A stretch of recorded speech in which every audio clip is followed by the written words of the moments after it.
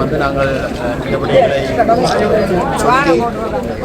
அதற்குரிய வகையில் வந்து தடைகளை ஏற்படுத்தியும் இராணுவம் இந்த சட்டங்களை முற்றுமுழுதாக மீறி விதிமுறைகளை மீறி இந்த விஹாரை கட்டி முடித்தார்.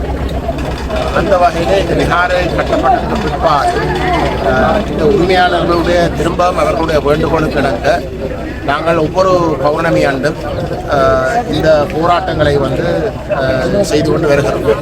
அதுக்கு பிரதான காரணம் ரெண்டு. ஒன்று, இந்த விஹாரைக்கு வழிபாடுக்கு வருகின்ற அப்பாவி சிங்கள மக்கள் உண்மையிலே இந்த விஹாரை ஒரு சட்டப்பூர்வமாக கட்டப்பட்ட ஒரு விஹாரை என்று நம்பி வருகின்ற சிங்கள மக்களுக்கு இந்த விஹாரை கட்டப்பட்டதாலே நடக்கின்ற அநியாயம் பாதிக்கப்பட்ட மக்கள் புத்தரண்ட பேரிலே